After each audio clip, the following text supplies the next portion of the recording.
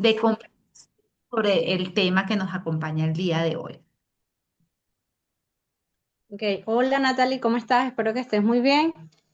Para mí es un honor poder hoy preguntarle a la doctora Cabaza, como nueva bioeticista, porque estoy terminando la maestría de bioética, pero la doctora Cabaza es más bien mi maestra en bioética que me ha enseñado mucho, y en la bioética hay mucha teoría y mucha discusión, y eso es enriquecedor porque hay cosas que están por sentadas y otras que podemos discutir y llegar a acuerdos.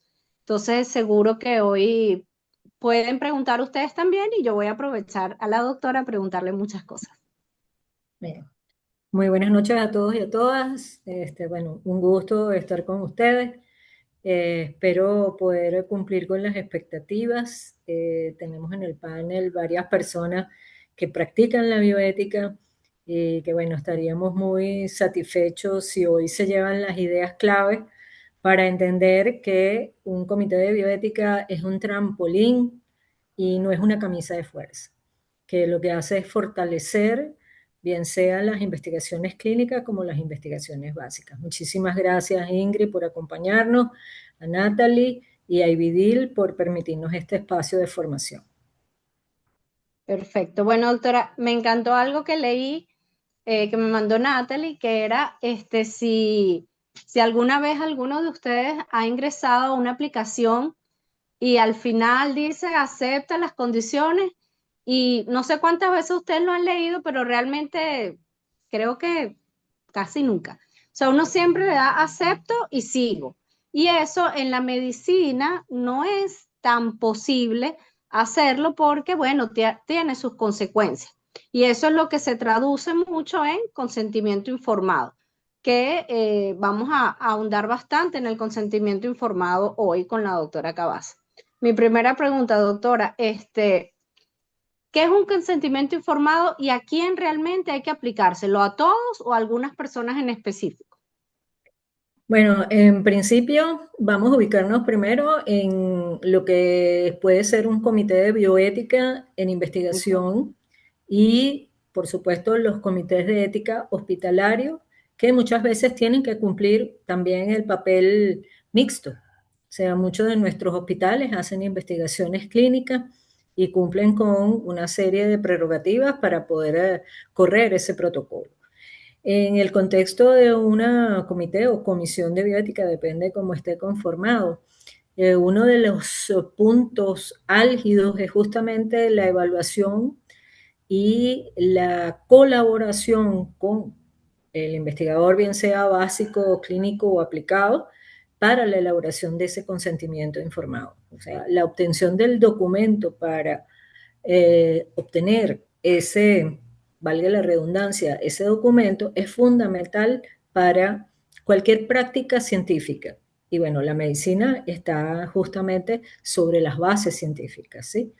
Entonces, un consentimiento informado en líneas generales contiene la información que debe de realizarse durante o la práctica médica o lo que sería el protocolo ya de investigación. Tiene sus objetivos, tiene justamente un lenguaje que el paciente o la persona que va a participar en alguno de estos estudios pueda entender con lógica, por supuesto, sin perder la calidad científica. Luego, por supuesto, qué es lo que se le va a practicar o en qué va a participar la persona. Y obviamente la estructura final es tener un testigo al menos, la firma del testigo, su número de cédula, el médico, si es que es un médico o es cualquiera de los otros profesionales que ejercen la investigación, también tiene que tener su firma y tiene que tener, por supuesto, su identificación, al igual que el paciente. Entonces, eso es más o menos la estructura que debe tener el consentimiento. ¿A quién se le aplica?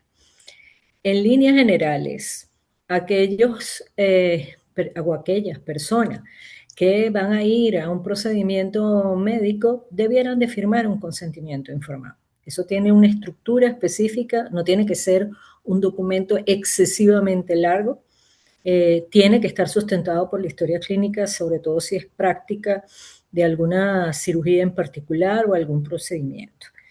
En lo que sería la investigación científica clínica, por ejemplo, vamos a probar un medicamento y tenemos dos poblaciones que vamos a estudiar. Todas las personas que van a participar, tanto placebo como no placebo, tienen que firmar un consentimiento informado. Donde uno puede hacer una excepción en el caso de la práctica clínica, en una emergencia médica. En una emergencia médica, nuestro marco legal permite la práctica de algún proceso médico para poder salvarle la vida al paciente. Esa es una de las excepciones que se observan muchas veces en lo que puede ser la acción. Ahí el consentimiento informado probablemente no se pueda correr porque es una urgencia médica. En el otro caso, en donde, por ejemplo, no procedería o no se le aplica un consentimiento informado, es cuando definitivamente el individuo o el paciente dice que absolutamente él no quiere saber nada de lo que va a pasar. Entonces ahí se crea un dilema bioético para el médico o para el investigador o investigadora que va a tener que ver cómo puede proteger al paciente. En primera instancia, el consentimiento informado es para proteger a los pacientes o a las personas que participan en la investigación. Entonces, hay justamente algunas excepciones en el caso de no practicar un consentimiento informado.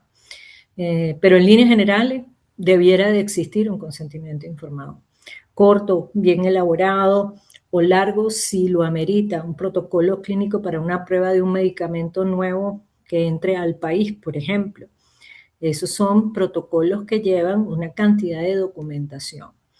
Entonces, es el respaldo al paciente o a la persona que participa, el respaldo al equipo médico o científico desde el punto de vista del marco legal y, por supuesto, le da la robustez suficiente para que los resultados que se obtengan de esa práctica médica o en el protocolo de investigación sean lo suficientemente robustos para poder ser publicados en revistas que tengan un buen ranking. De acuerdo, doctora. Entonces, entendido muy bien que si una emergencia o un paciente inconsciente, pues el consentimiento informado no se pudiera aplicar. Sin embargo, apenas se supere esa situación, habría que igual explicarle al paciente, ¿no? Claro, ahí siempre Exacto. entra la discusión de que si el paciente tiene un familiar cercano, Ok. lo suficientemente cercano, vamos a decir así, porque no puede ser un primo tercero o cuarto, vamos a ver, pero Okay. que pudiera de alguna manera tomar la iniciativa de asumir la responsabilidad, pudiera suceder. Pero si el paciente entra en emergencia, viene prácticamente solo y lo que se necesita es hacer las maniobras necesarias, en ese momento el consentimiento informado pasa a segundo plano. Pero sí, se De pudiera acuerdo. perfectamente luego que el paciente se recupere, tener algún respaldo, sobre todo en este caso para la práctica médica. Claro, para lo que viene. Doctora, y en el caso de los niños que no pueden, o sea, legalmente hasta antes de los 18, como firmar solos el consentimiento informado, entiendo que los padres los pueden firmar, pero los Correcto. niños también tendríamos que hacer un procedimiento adicional. Sí, es lo que nosotros llamamos el asentamiento, sobre todo cuando ya los niños tienen cierta capacidad de discernimiento. Claro, si es un bebé, ahí simple y llanamente la responsabilidad recae sobre los padres o los representantes legales. Pero ya cuando el niño puede hablar y puede expresar lo que siente, justamente hay que tomarlo en cuenta y hay un documento adicional que es el asentamiento, que es cuando el niño dice, sí, me someto, ¿sí?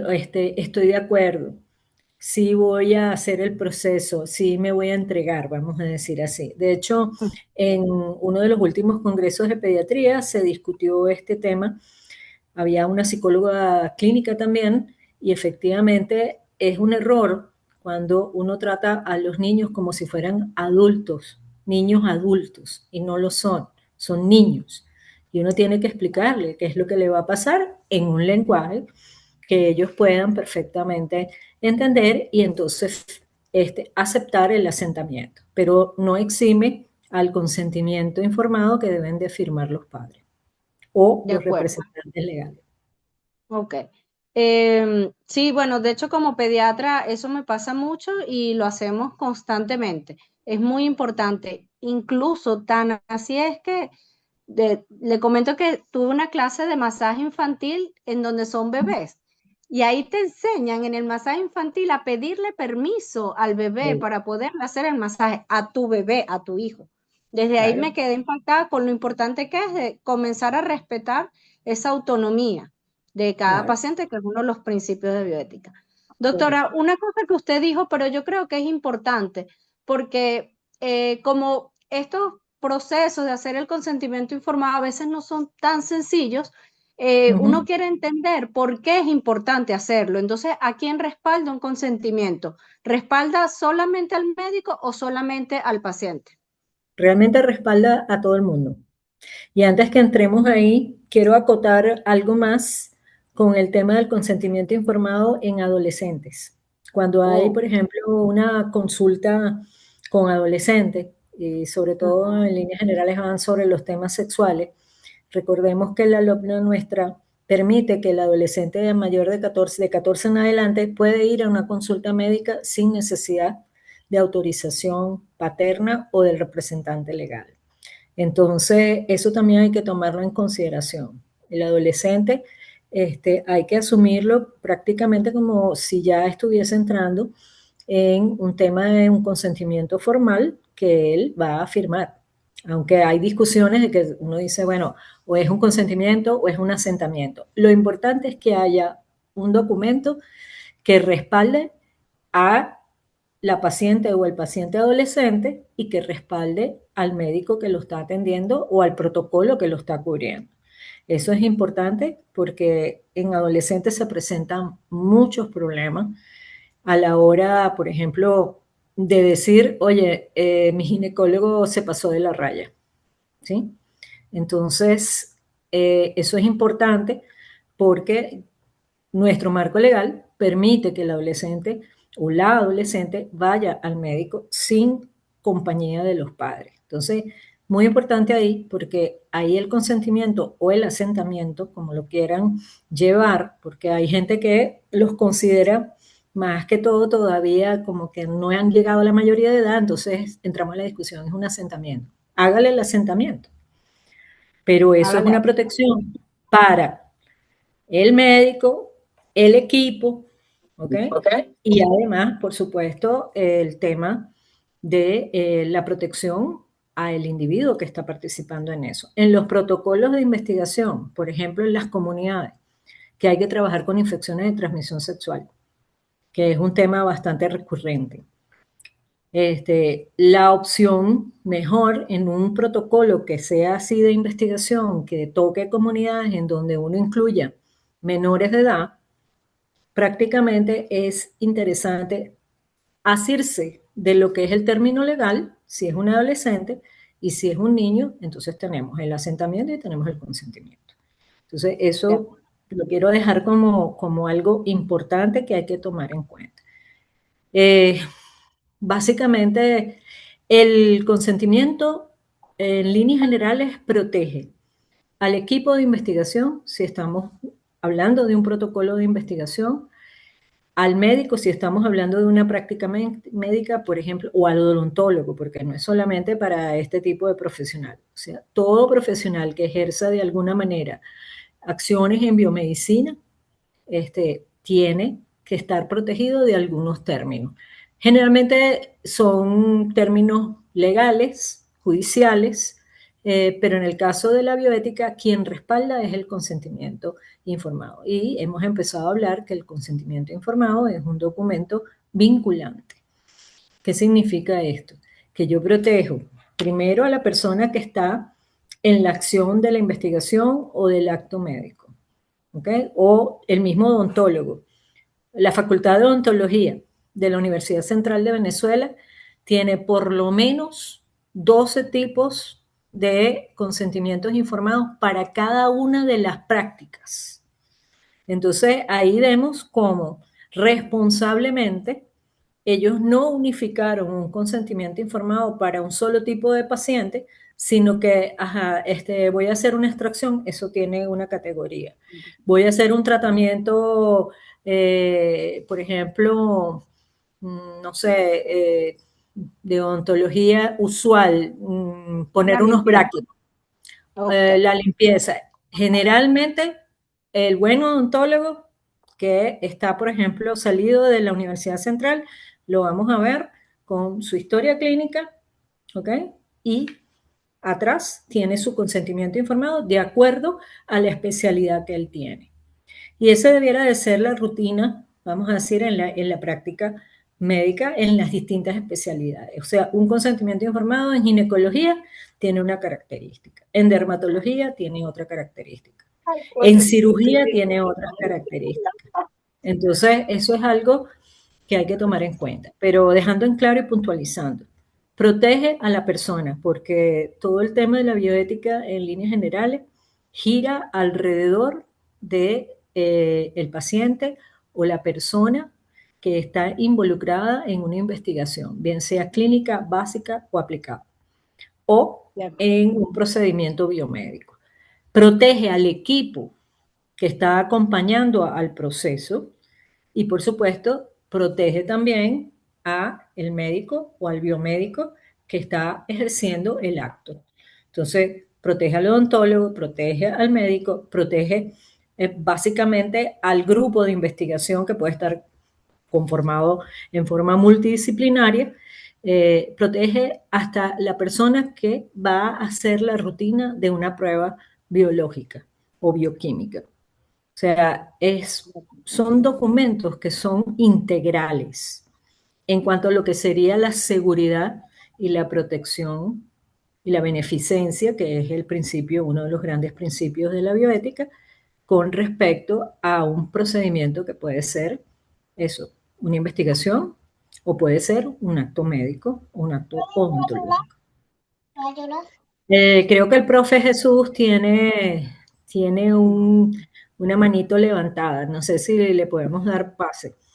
Sí, claro. Sí, sí, sí, sí, tiene una pregunta desde hace rato y doctor Jesús, creo que este puede ser el momento en el que, bueno, nos complazca con su pregunta.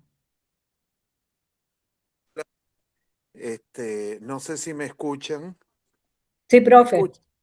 Sí, Ajá. sí, doctor. Bueno, mire, tengo una pregunta, o un comentario y una pregunta. El comentario que tengo es que como médico en ejercicio, cuando yo tengo un paciente menor o incluso de cualquier otra edad, yo habitualmente, a mí me gusta asomarme a ver si vienen acompañados o no. Y si tienen menos de 21 años, yo sé que la gente puede ir por encima de 14 años de las consultas, pero mi consulta no va a entrar, simplemente porque es una decisión mía como médico. Yo puedo tomar también mi decisión porque yo no veo, porque en ese momento no estoy en una emergencia. Y como no estoy en Ujú, una emergencia, no tengo por qué.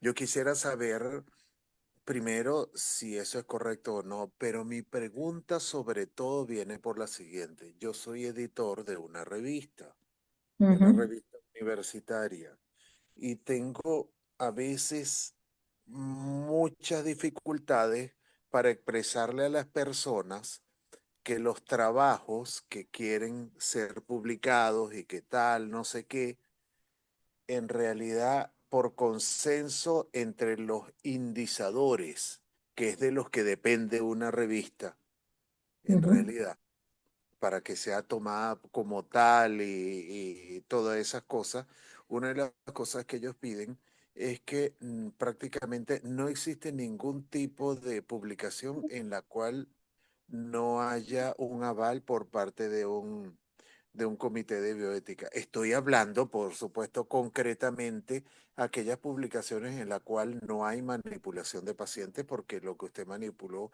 fue información por internet o de tal o no sé qué. Ujú, Entonces, no ujú. es fácil porque resulta que eh, a nivel, digamos, de las revistas, de las publicaciones, se tiene como que es parte de las funciones de un comité de bioética, por ejemplo, también dar aval a que un trabajo, como dice el título, es lo que se trató ahí adentro, porque si lo que se trató no es igual no se corresponde con el título, entonces estamos hablando de algo engañoso, etcétera, etcétera. Entonces, Ujú. por favor, quisiera que me, me, me orientara, me diera más luces en esa parte. Gracias. Bueno, vamos a darle paso a la profe, a la doctora Rivera, que es pediatra, a ver cuál es su experiencia si un adolescente de 14 años o más va a la consulta y no viene acompañado. Porque ahí Bueno, es donde está, ¿le presto el servicio o no le presto el servicio?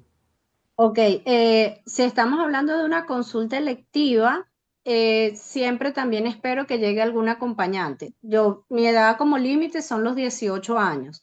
Si no vino por alguna razón y ya estamos empezando los 17 años, la puedo llamar y le indico a mi enfermera que por ningún motivo puede salirse del consultorio, ¿ok? Pues eso lo ayuda a uno a protegerse. Sin embargo, se evalúa mucho a veces la madurez que puede tener ese paciente, ¿de acuerdo? Porque también tenemos pacientes mayores de edad que no tienen la madurez para estar solos ni decidir cierto tipo de tratamientos. Claro. Entonces, sí, tengo varios pacientes ya de 22 años que yo sé que solos tampoco es conveniente que decidan si tomar o no tomar algún tratamiento. Entonces, depende de eso. Pero sí, creo que lo máximo que he permitido es 17 años con enfermera y casi que la madre o el padre al teléfono. Sí, es una buena alternativa y aquí caemos también en otra categoría, que son las personas que tienen alguna discapacidad. Que también allí, obviamente, si la persona no tiene el desarrollo cognitivo suficientemente aceptable y no va a entender el tema del consentimiento informado o está totalmente incapacitado en cuanto a la atención cognitiva, ahí indudablemente que hay que buscar el apoyo del acompañante, el tutor o el representante legal para que pueda entonces entrar a la consulta y firmar un consentimiento informado, ¿no? Que esa es otra de las categorías importantes en donde se presentan dilemas bioéticos interesantes y que hay que resolverlos, porque ¿qué hago? No lo atiendo. Vino solo, pero no lo atiendo. La persona no tiene la capacidad. Entonces, esos son situaciones que, como dice la profesora Rivera, bueno, ahí está la enfermera o el enfermero, que obviamente tiene que seguir las pautas de lo que tiene que ser la privacidad. O sea, toda persona que ejerce funciones en el área biomédica tiene que entender que tiene que conservar la privacidad de la persona que está atendiendo y que hay un tema de confidencialidad que evidentemente hay que mantener.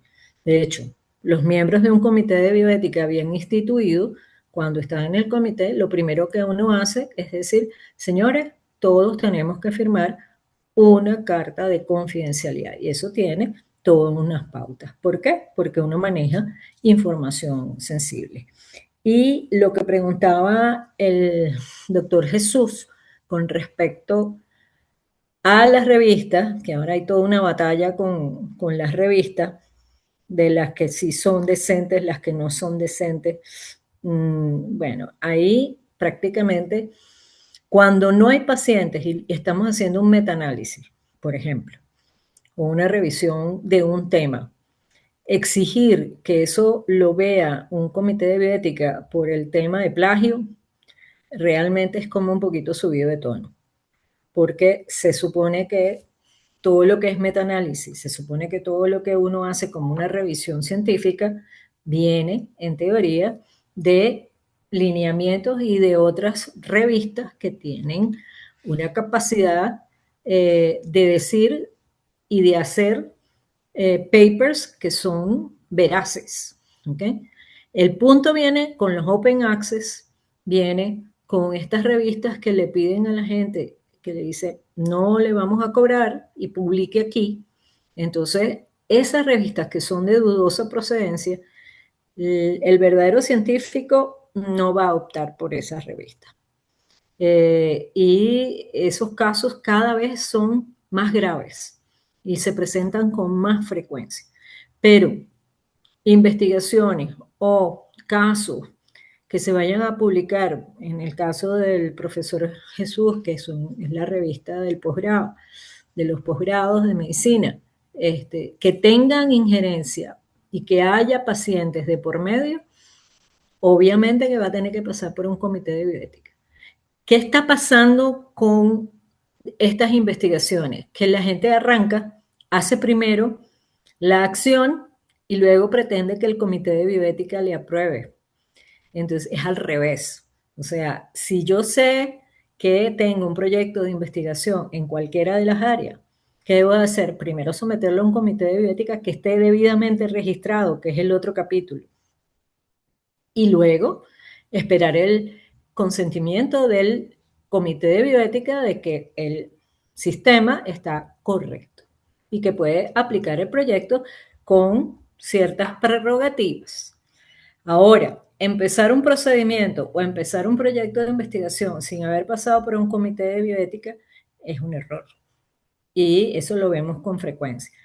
¿Qué pasa con los casos clínicos que son únicos?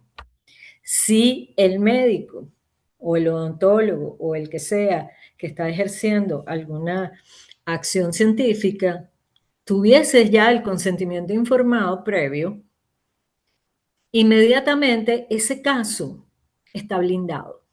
Y al estar blindado puede ser publicado porque tiene el aval bioético. Pero como eso generalmente no se estila, entonces tenemos casos que se quieren publicar y la revista seria le va a decir, pero ¿dónde está el aval del comité de bioética? Y la gente se choca porque dice, no lo tengo. Entonces, lo que estamos tratando de hacer en este caso y de informar es que es preferible tener el documento bien armado, bien redactado, como dicen por ahí. Es mejor tenerlo y no necesitarlo que necesitarlo y no tenerlo. ¿Sí? Es esa máxima. Entonces, esa es una de las razones por las cuales el consentimiento informado debe de estar a la mano y debe estar evaluado por un buen comité de bioética bien constituido y registrado. Entonces, el tema de las revistas cada vez se va volviendo más rudo, pero inapelablemente hay pacientes de por medio, hay personas de por medio, la revista le va a pedir un aval de un comité de bioética y además le va a pedir la carta. ¿Sí? No vale que yo lo escriba en el párrafo. Tiene que estar la carta firmada con su sello perfectamente identificado. No sé si el profe Jesús está satisfecho. Siendo editor es Claro, nos complicado. toca lidiar con esa parte. Doctor, una Sí. pregunta ahora, ¿cómo hacemos el consentimiento informado? O sea, yo sola me pongo a redactar un consentimiento o me ayudo con la inteligencia artificial, ¿con eso es suficiente? ¿O alguien me puede ayudar? O sea, ¿quién realmente puede ayudarnos a consolidar todos los consentimientos? Porque como usted decía, hay que tener uno por procedimiento. Por ejemplo, recuerdo en las pasantías que hice en Boston, había una gran pared llena de los consentimientos ya listos, y cuando iban a hacer una cirugía que llevaba sutura, agarraban uno. Si iban a colocar toxina, agarraban el otro. Estaba lista la pared, lista, solamente para agarrarlos. Pero ¿quién los hizo? ¿Quién previamente? ¿O cómo lo podemos hacer? ¿Solo o acompañado? Realmente eso debiera de estar acompañado por un comité de bioética. O sea, el deber ser es que sea un comité de bioética el que colabore con la persona que justamente está elaborando el proyecto de investigación o tiene que hacer algún acto médico en su consulta, algún acto odontológico en su consulta. Generalmente eso, quien colabora y quien construye eso, porque son la gente que está justamente preparada para abordar el consentimiento y que debe tener una mirada 360, estar preparado para cualquiera de las eventualidades y cualquiera de las acciones científicas que se vayan a hacer. Y además hay gente que se prepara para eso. Obviamente, hoy en día, con la inteligencia artificial, incluso los mismos comités de bioética pueden hacer una estructura, pero esa estructura hay que analizarla, hay que verificarla, y eso lo puede hacer gente que está formada para eso. Y por eso se constituyen los comités de bioética y los comités de ética hospitalaria. O sea, el que se integra en un comité de ética hospitalaria sabe cómo construir un consentimiento informado o debe saber, ¿sí? Si estamos en una institución en donde mixta, que ve pacientes, pero además tiene protocolos de investigación, ese comité de bioética colabora con el investigador que le presenta un comité de bioética probablemente hecho por una inteligencia artificial, en este caso ahorita en la actualidad, antes no, antes uno tenía que pensar cómo lo iba a construir. Hay formatos ya previos que uno puede utilizar, pero es el comité de bioética el que dice el documento está bien construido. ¿Por qué? Porque es vinculante. Es un documento que a la hora de una situación civil, judicial, el juez probablemente va a pedir dónde está el documento del consentimiento informado. Entonces, como ustedes verán, eso es como los abogados.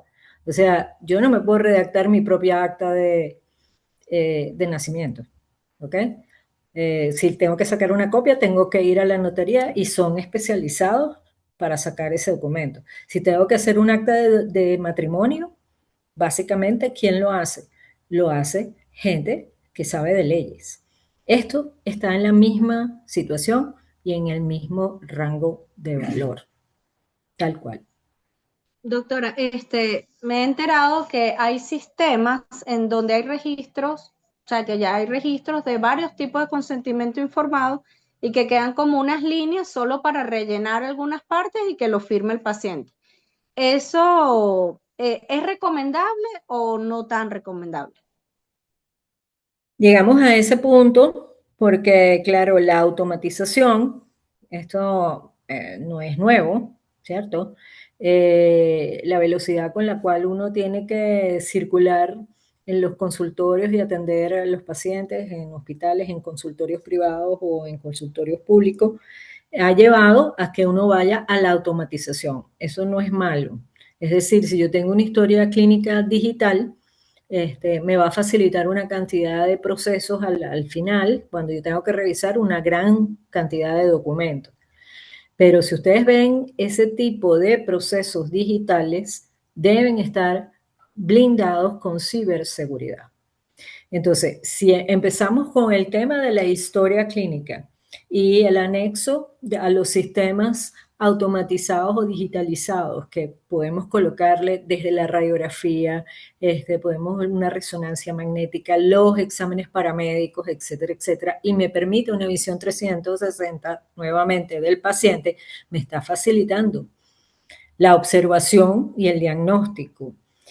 Y a eso ha llevado a que ahora, justamente por demandas legales, ahora le anexamos el consentimiento informado.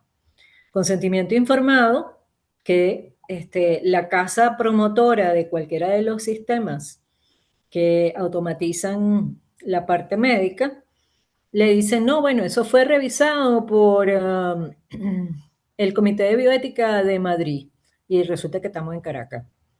¿Qué tiene que ver el Comité de Bioética de Madrid con el Comité de Bioética, no sé, del Instituto de Biomedicina, por ejemplo, o el Comité de Bioética de Vidil? O sea, nosotros tenemos un marco legal que es un poquito distinto al marco legal de España.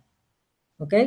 Y a pesar de que eso es una facilidad porque le da al médico el poder de construir un consentimiento informado en forma rápida y violenta, y que eso queda como documento de respaldo. ¿Y quién lo firma? Porque para eso el paciente, en este caso, debiera tener una firma electrónica, porque la IA o cualquiera de estos sistemas no tienen identidad jurídica.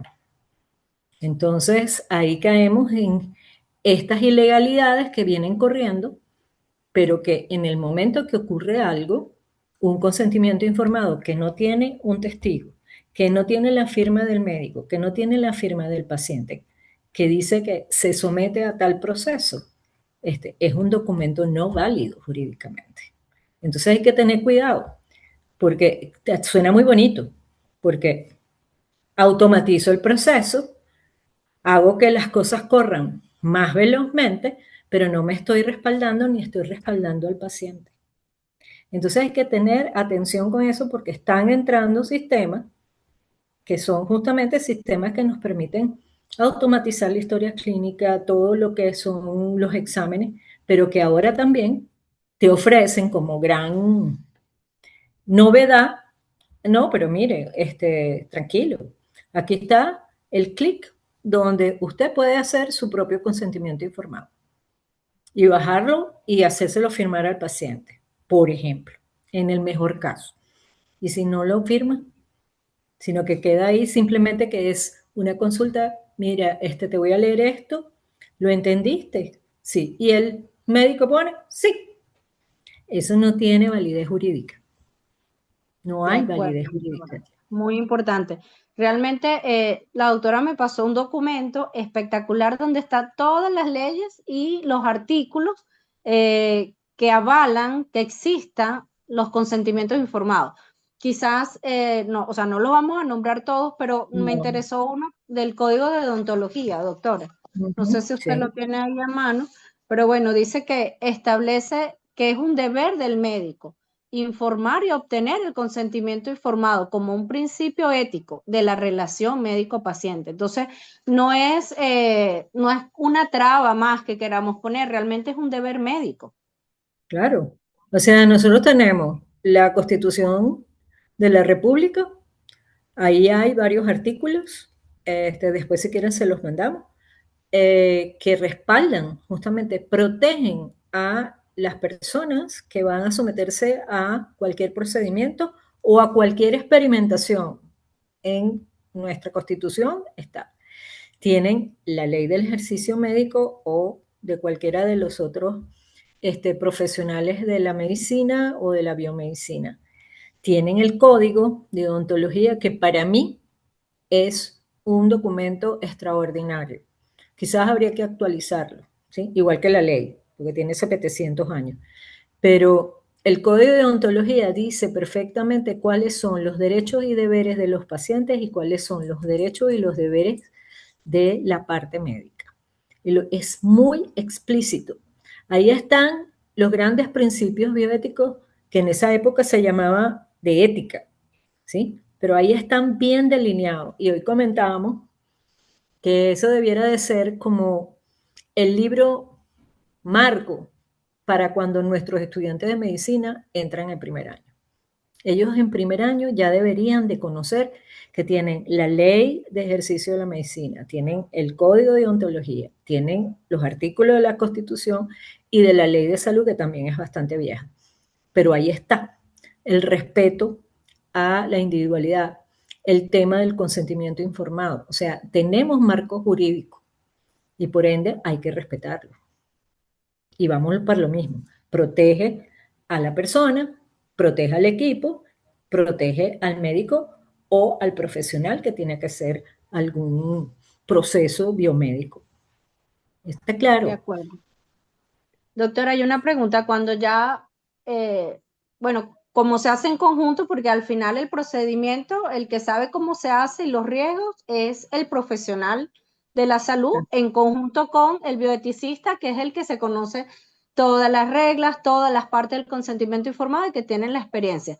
Luego que logramos que lo firme el paciente, el médico y el testigo, ¿cómo lo guardamos? Porque ya muchas historias son digitales o tenemos muchísimos pacientes y esa pila de documentos físicos, bueno, es complicado. ¿Cómo debemos hacer que lo firmen y dónde lo guardamos?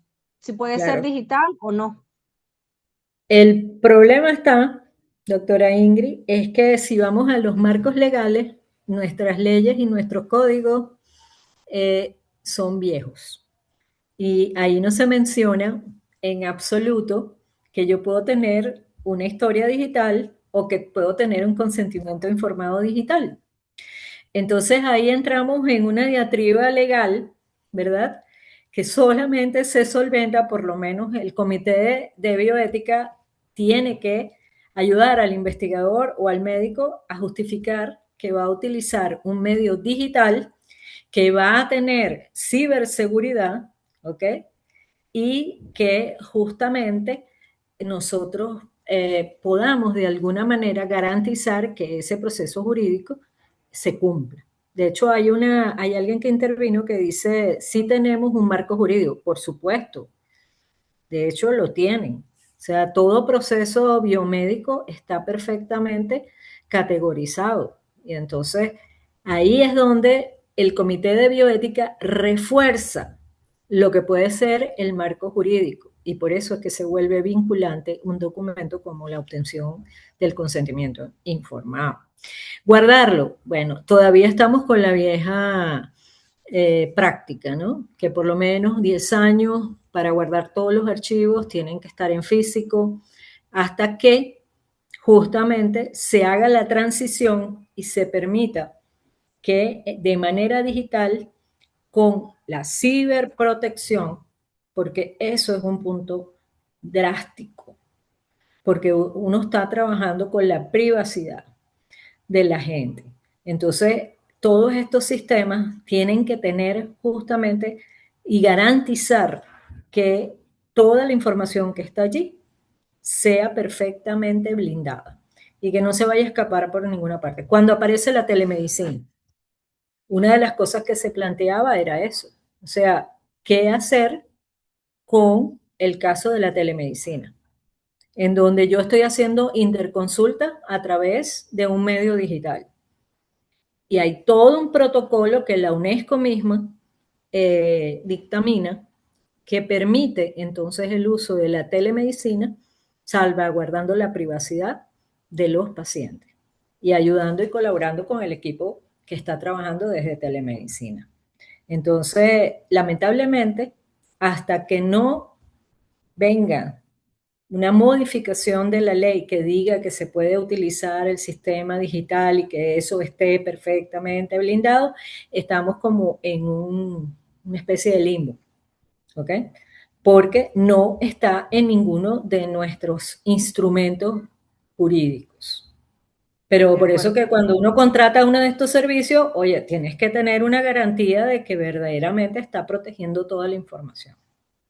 Ok, hay una pregunta acá, que dice que por qué si nosotros los médicos tenemos marcos jurídicos, ¿qué sucede con el personal de enfermería y esteticistas que están ejerciendo actos médicos, como por ejemplo aplicación de toxina botulínica o sueroterapia sin orden médica? Bueno, eso es intrusismo y realmente no, o sea, ahí la ley no se sale de lo que es un consentimiento informado porque no habría cómo ese tipo, o sea, si tú no estás capacitado, yo no puedo hacer un consentimiento informado para una limpieza dental, porque ¿de dónde yo puedo hacer eso? O sea, el consentimiento informado obviamente va a ser de lo que nosotros hacemos, pero esto es simplemente intrusismo que algún día se regulará en el país. No, Y por lo menos, por lo menos el tema cuando empezaron, que si las células madre, que si las stem los cells, que no biopolímeros. sé quién, Ok. los biopolímeros colocados por personal que no tiene la Claro. formación para hacerlo. Sí, Pero sí. ¿cuántas veces no hemos escuchado que en tal consultorio que es eso, por ejemplo, para hacer masaje, le están aplicando supuestamente células madres o plaquetas a la Claro. persona?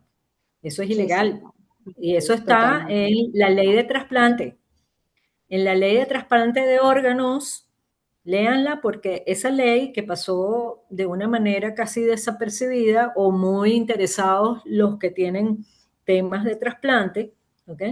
Ahí hay unos artículos que son sumamente importantes. Entonces, estos ejercicios de intrusismo son penados por la ley, son penados. Tal cual.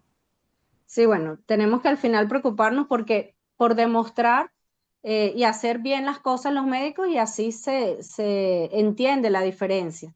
Doctora, Sí.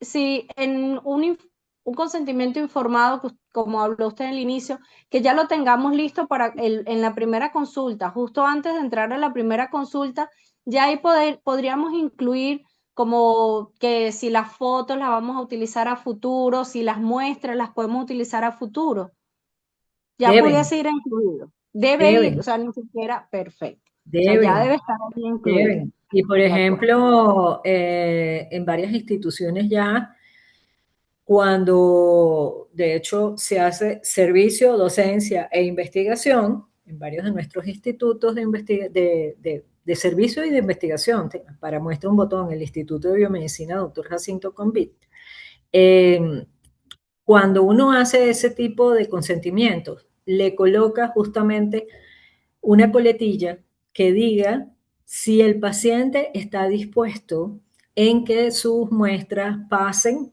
a una colección o a un banco. Lamentablemente nosotros no tenemos bancos, tenemos colecciones de muestras, que ese es otro capítulo inmenso y que tiene injerencias legales, ¿sí? Y básicamente uno coloca ese párrafo para que el paciente diga que efectivamente él dona la muestra, ¿ok? Para futuras investigaciones en la misma línea, ¿ok? Justamente Sí, tampoco porque es se que ahora pone, vamos a hacer un no, estudio se genético de otra pone cosa. en la misma línea, ¿sí? O sea, si estoy Exactamente. trabajando en cualquier enfermedad dermatológica, estoy trabajando en leishmaniasis, estoy trabajando en tuberculosis, o sea, para futuras investigaciones y que puedan de alguna manera ayudar a avanzar en un tratamiento, avanzar en el entendimiento de una enfermedad y a futuro poder tener un medicamento adecuado. Entonces uno lo que hace es eso, ¿no? O sea, coloca ese espacio para que el paciente entienda que su muestra va a estar protegida y conservada adecuadamente y que a futuro puede ser reutilizada para investigaciones que estén en la misma área en la cual se le está planteando el consentimiento informado. De Nuevamente, acuerdo. eso es protección de la privacidad, eso es protección a los marcos genéticos, que ese es algo que ahorita está en la palestra y hay una Claro. discusión muy fuerte con respecto a la conservación de las secuencias genéticas de las poblaciones. Muy importante con nuestros pueblos originarios, nuestros aborígenes. Además, correcto. Doctora, Zulay pregunta de que si el consentimiento, ese consentimiento de inicio se pide permiso para el uso de fotos en redes sociales o para congresos. Entiendo que para redes sociales cada vez es más difícil, tampoco hay una regulación, no hay redes sociales en las leyes, pero eh, es un problema. Para congresos cuando son médicos puede ser algo diferente que para redes sociales. Para trabajo de investigación también habría que ver qué tan amplio es ese consentimiento informado de inicio, vamos a decirlo así. Porque, por Ujú. ejemplo, personalmente, aunque en nuestra unidad hay consentimientos informados, cuando ya yo voy a publicar una foto y todos los médicos, cuando ya sabemos que se va a publicar, le avisamos adicionalmente al paciente porque es muy incómodo luego reconocerse. Recuerden que no solamente es que alguien más te reconozca, que reconozca tu cara, es que incluso si tú te reconoces, puedes sentirte vulnerado si no te han pedido permisos adecuadamente, si no sentiste que te lo pidieron adecuadamente. Entonces, Correcto. bueno, ahí Zulay pregunta si es que si hay una manera de poner como un checklist. O sea, por ejemplo, yo autorizo, no autorizo para redes sociales, sí autorizo para trabajo, sí autorizo para investigación. ¿Cómo se haría allí? Bueno, en realidad uno debiera de ponerlo, pero el tema de las redes sociales Al no estar todavía totalmente regulada, por ahí se está haciendo en primera discusión la ley de la utilización de la inteligencia artificial, lo cual va absolutamente conectado con el tema de las redes sociales. Hay una prohibición. Hay una prohibición en el proyecto de ley, ¿sí? No sabemos si pasa la primera, si pasa la segunda y cómo va a salir de ahí, ¿no? De ese embudo.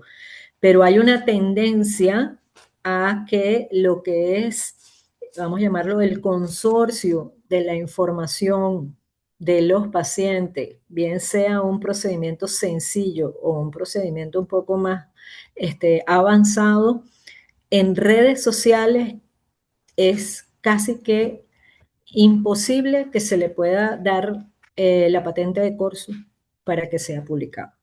¿Okay? Porque en las redes sociales hay una grandísima tendencia en la comercialización. Y ustedes habrán visto el año pasado lo que ocurrió con una médico que, no sé, ofrecía algo así como, ¿qué era? Cesárea por $5, una cosa así, y se armó todo un barullo, ¿ok? Por lo mismo, porque hizo mal uso de la red social. Y las redes sociales todavía no están suficientemente maduras ni adecuadas, porque a lo mejor alguno de ustedes publica un procedimiento con buena fe para darlo a conocer, ¿ok? Y para que la gente sepa de ese proceso que la puede ayudar en una X situación, lo hacen con buena fe, pero ¿quién le garantiza a usted que lo que usted publicó no lo va a agarrar alguien, porque eso es sencillísimo de hacer, ¿ok? Y lo va a meter en otra red y lo va a comercializar. Entonces, el tema de las redes sociales hoy por hoy, con el tema del consentimiento informado, hasta ahorita está fuera de orden. Fuera de orden. Uno puede explicar el proceso, pero meter de por medio al paciente es sumamente delicado. Yo no lo aconsejaría. De acuerdo. Bueno, doctora, para ir cerrando, hay Yo algunos puntos quisiera, importantes. antes Ajá. de que Ingrid vaya a cerrar, hacer una consulta como instituto de formación en el área de la salud, ¿no? Ujú. Y en ese aspecto, respecto a los cursos que creamos, que cada vez hay más médicos buscando dar cursos, ofrecer todo lo que es su conocimiento, de formar a otros profesionales. ¿Qué requerimos de un comité de bioética? ¿Tenemos que acudir a un comité de bioética para avalar formación, para avalar qué tipo de cursos necesitamos avalar? ¿Qué tipo de procesos? Bueno, por supuesto, ya tenemos acá el previo de la magia de la armonización facial y sé que ahí se hizo una revisión del curso, hay inclusive consentimientos informados No. para el trabajo que se hace dentro del curso, pero más allá de ese curso que es práctico, ¿qué realmente o si podemos ser más detallados en qué necesitamos como interesados en hacer formaciones al acudir a un comité de bioética? Bueno, yo creo que una de las funciones de un comité de bioética bien conformado es eso, es exteriorizar la temática necesaria de lo que significa tener un procedimiento médico, cuál es la protección hacia el paciente y hacia el médico con respecto a un documento que es el consentimiento informado. Necesitamos más cursos de bioética. A lo mejor, claro, una maestría es encantadora, ¿sí? Como lo hace Senavi o como lo hace otras instituciones. Pero eso requiere mucho tiempo. Ahí las maestrías y los doctorados en este caso son para que nosotros podamos tener a la larga profesionales que puedan integrarse en comités de bioética o en comités de éticas hospitalarios y que tengan la suficiente pericia y conocimiento para poder manejar lo que uno maneja normalmente en un comité de bioética o de ética hospitalaria. Entonces, cada vez más creo que hay necesidades de cursos que sean cortos, intensos, o sea, que sean cortos pero que tengan un buen contenido para que la gente se sensibilice con lo que son los comités de bioética, cómo acudir al comité de bioética y entonces de esa manera respaldar a sus pacientes en el caso de que son acciones médicas o a sus investigaciones y como lo dije al principio, que sean robustos, que sean datos que se puedan publicar y que de verdad tengan la utilidad científica que todo procedimiento de este tipo conlleva. Entonces, para mí ahorita creo que tenemos que ir como en una vía de formación de cursos que sean cortos, pero bien impostados, que la persona entienda la importancia de la bioética, maneje lo que es un comité de bioética, maneje lo que es la construcción de un consentimiento informado adecuado y cómo se puede entonces salvaguardar tanto la personalidad jurídica y la dignidad de su paciente o de la persona que está en el protocolo, de su equipo y de sí mismo. Yo creo que eso es algo, y yo insisto, y creo que vi por ahí una conversación en uno de los chats de la escuela de medicina de José María Vargas, justamente que el profe Jesús decía, es que tenemos que dar más ética. Definitivamente, nosotros hemos ido perdiendo valores. Y qué mejor la bioética para recuperar valores. ¿Sí? Yo creo que para mí está Totalmente. clarísimo. Sí, realmente cuando uno comienza en este camino de la bioética, yo hice primero el curso, ahorita la maestría, y muchas personas, yo le digo que estoy haciendo bioética y no lo entienden. De hecho, me dicen si con eso se gana dinero, qué voy a hacer con eso. O sea, es una cosa, pero cuando ya te metes y lo logras entender, ahora, como yo le digo, le encuentras el queso a la tostada. O sea, ahora entendí por qué y por qué de repente lo vemos como esto que nos va a parar, esa pared que no nos va a dejar parar o un obstáculo más para poder seguir en el camino de la investigación, porque yo me imagino que a ustedes les ha pasado que terminan el proyecto y ahora tienes que ir a comité de bioética. Y uno siente, ok, aquí perdí 3 semanas, pero realmente no es así, porque el comité de bioética no solo va a revisar la parte bioética, son tan buenos todos los bioeticistas y estudian tanto que revisan metodología, se leen todo el proyecto, todo, y hacen correcciones muy, muy buenas. Entonces, lejos de ser un problema, es un trampolín, como lo dice esto acá. O sea, no es, como decía la doctora, que no es una piedra en el zapato, no es una espina. ¿Es qué es, doctor? Como usted decía, Sí. que es la pinza. Que es Esa la es la pinza que saca. La Sí, espina del zapato. exacto, no es la espina, es la pinza que la saca, porque así Eso. se protege, nos protegemos y sabemos que estamos haciendo una investigación de calidad, porque quien quiere hacer una investigación que no sea citada, que no sea útil para la humanidad. O sea, tenemos que entender que para eso es que están los comités de bioética. Y doctora, Correcto. para terminar aquí, ¿cómo hago cuando tengo una idea y quiero realmente investigar? Porque muchos tenemos una idea de, oye, me parece que este producto sirve o nos traen un producto y nos dicen, tome doctora, pruébelo usted a ver qué tal. Y el que yo lo pruebe en mi cara no significa que sea un gran producto. O ¿No? sea, entonces uno dice, bueno, quiero hacer una investigación, quizás una serie de casos, pero ¿cómo hago para que sea robusto, como usted dice, que lo acepten en una buena revista? ¿Quién me ayuda en eso? Ahí tenemos que trabajar de la mano de un buen comité académico. El comité de bioética, a pesar de que revisa métodos y revisa el objetivo, si está de acuerdo o no con la metodología que está planteando el investigador o la investigadora, el deber ser es que haya un buen comité académico. ¿Ok? Ese comité académico sabe de metodología de la investigación, orienta, corrige y promueve la investigación adecuada. ¿Okay?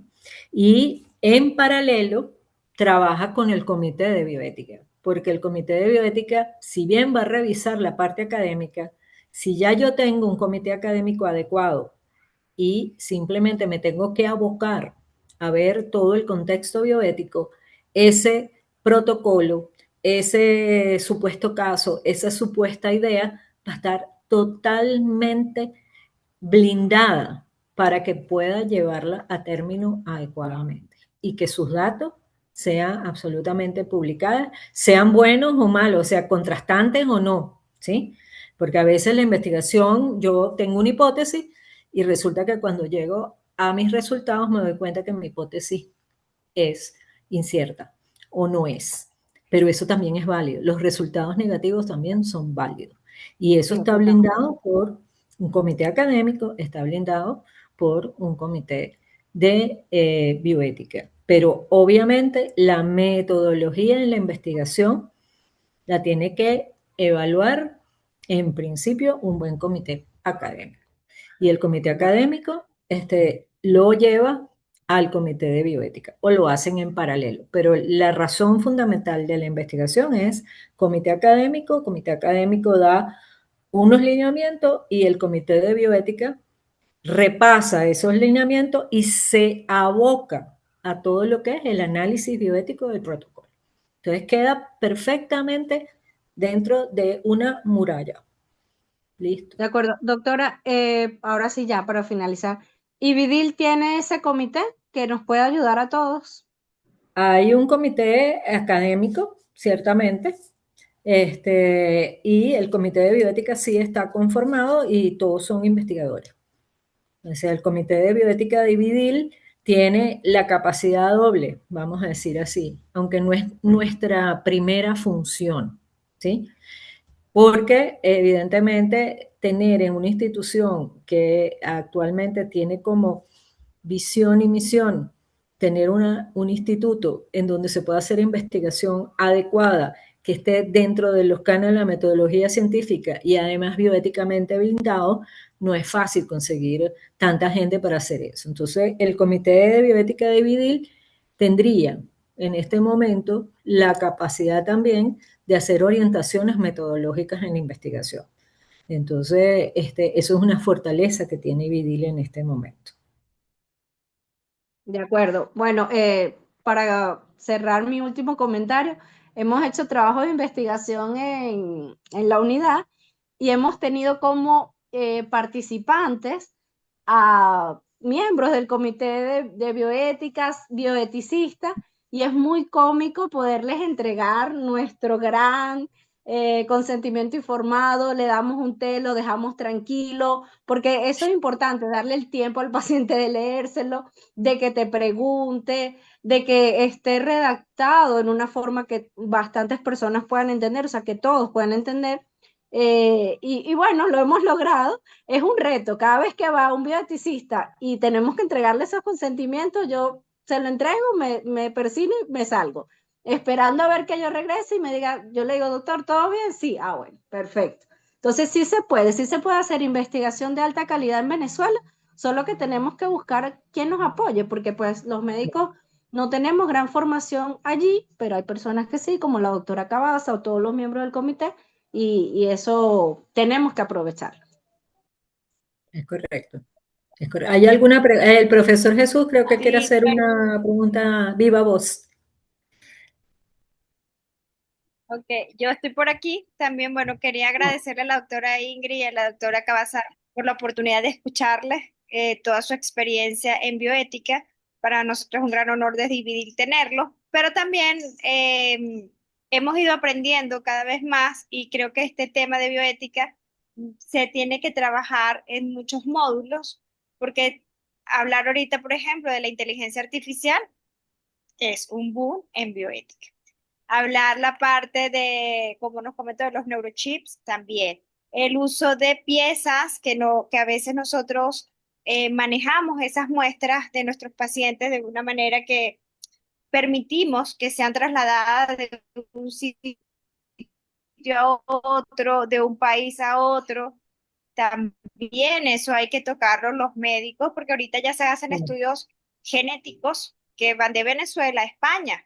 Entonces, eso es un tema que todos nosotros debemos conocer y saber cuáles son las implicaciones. Por supuesto, las redes sociales, como ya se comentó, y además que el comité no es solamente para evaluar un trabajo de investigación, que es lo que también he aprendido, que también nos ayuden a una asesoría. Tengo un caso clínico difícil, tengo incluso una situación con algún otro compañero de trabajo desde el punto de vista médico. cómo resolver algunas situaciones que día a día nos encontramos y que a veces no tenemos esa persona amiga y, no, y desconocemos que justamente el comité de bioética nos ayuda a resolver. Entonces, el comité no es solamente un consentimiento informado, no es dar un aval Claro. para una investigación, sino que es también una asesoría en muchos aspectos. Entonces, bueno, yo creo que van a haber varios webinars para poder hablar un poquito más. Y cuando mi hermana habla, por ejemplo, y se emociona con las películas que se transmiten, por ejemplo, desde el punto de vista de farmacológico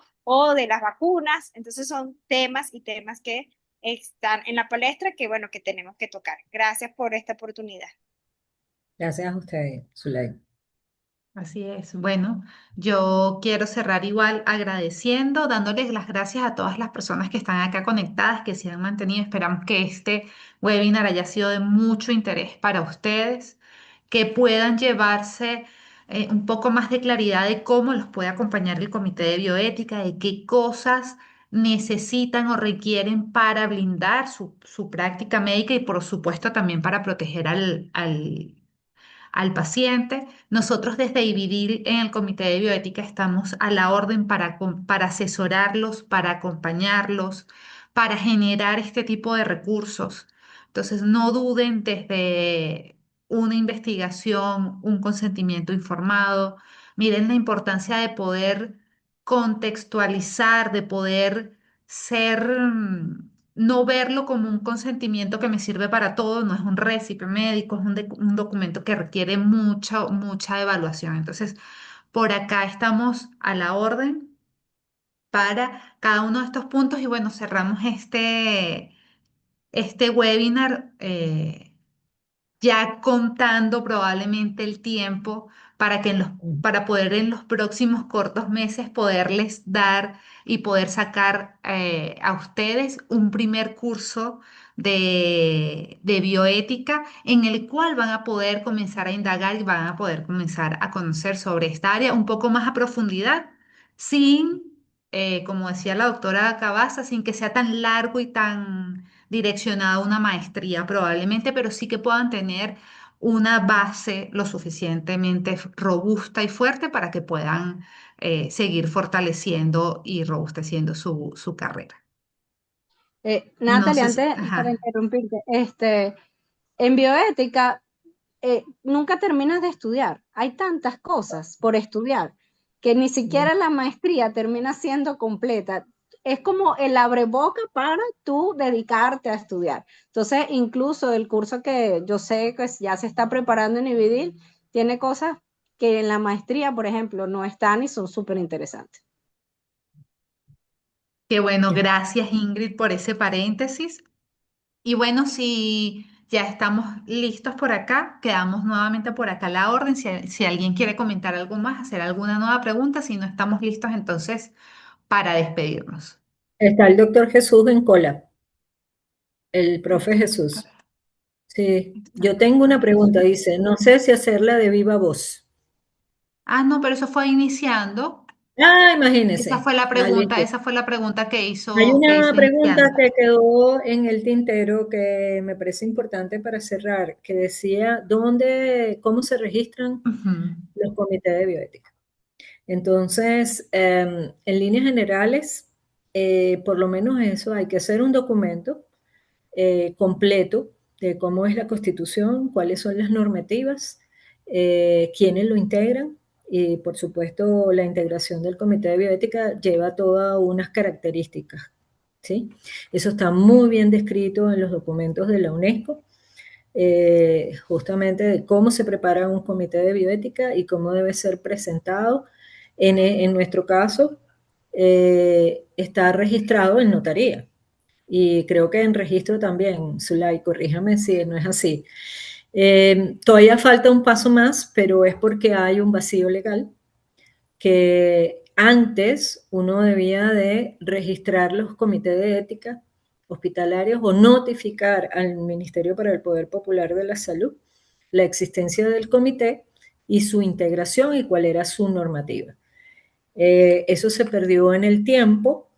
No dudo que en futuro, pues vamos a tener que todos los comités de bioética que tengan que ver con procedimientos biomédicos tendrán que entonces registrarlo en notaría o registro y luego, obviamente, presentar el documento en la oficina correspondiente que vaya usted a saber cuál será en el Ministerio para el Poder Popular de la Salud, en el caso de los que se trabaja en el área biomédica, ¿sí?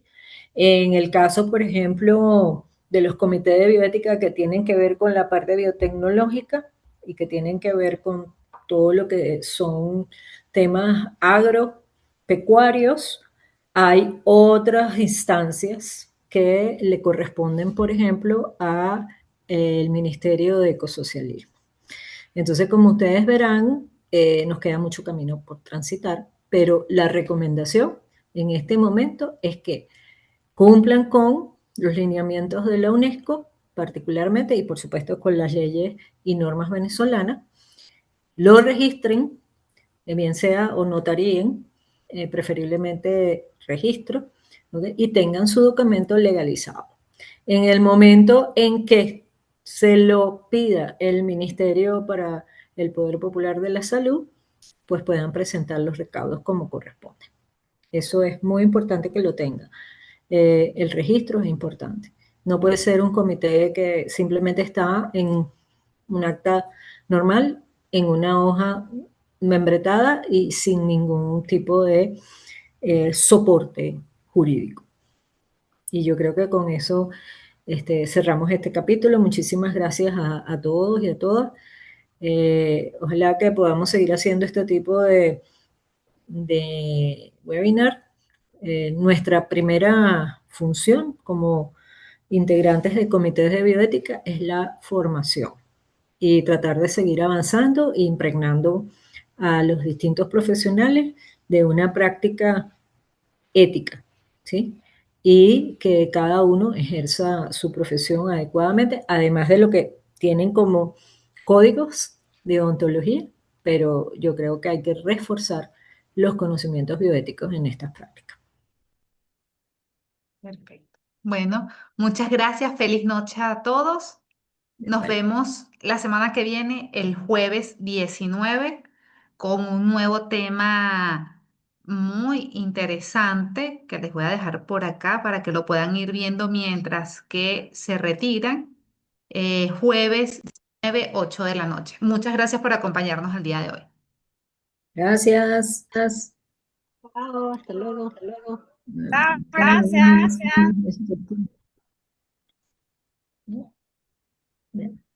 Gracias.